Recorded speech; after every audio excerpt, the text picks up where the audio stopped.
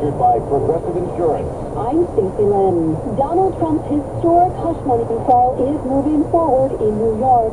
CBS's Bradley Blackburn tells us opening statements could begin on Monday. The jury includes 7 men and 5 women. Among them, a salesman, an investment banker, lawyers, and a speech therapist.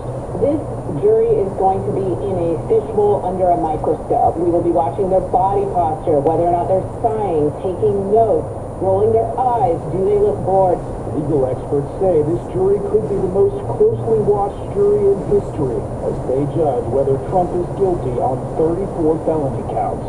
Meanwhile, a terrifying situation outside the courthouse this afternoon where a man set himself on fire. CBS's Julie Kazunkin. That man apparently poured gasoline on himself and set himself on fire. I again just saw some of the images and pictures from it. It is horrifying.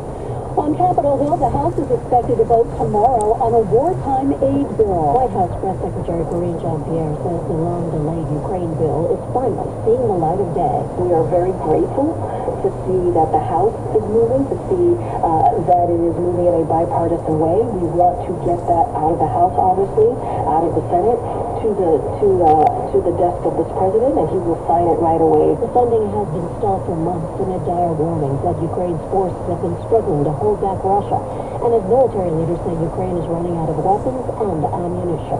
Linda Kenyon, CBS News, the White House. I'm Michael Toscano in Washington. The Pentagon says Secretary Austin and Israeli Minister of Defense Gallant discussed efforts to maintain regional stability, the latest developments in Gaza, and how to speed up humanitarian assistance to civilians in Gaza.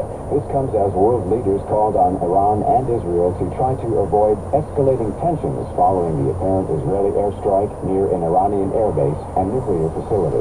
At an IBEW conference in D.C. today,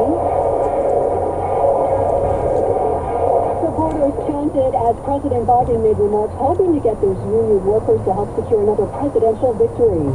China has ordered Apple to drop WhatsApp and Threads from its App Store. Our Elaine Cobb reports. China also asked that all Meta apps, which include Facebook and messaging apps, Signal and Telegram, be dropped too. China is Apple's second biggest market, but has some of the world's most extensive internet censorship. Markets are closed now after the final day of the trading week. The Dow closed up 211 points, NASDAQ down 319. This is CBS News. Well, that's today's news. Today's news. I didn't hear any good news, did you?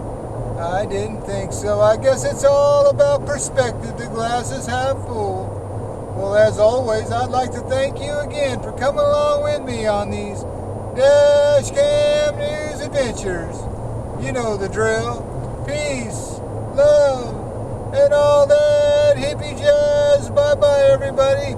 It's 72 degrees in Livermore, California.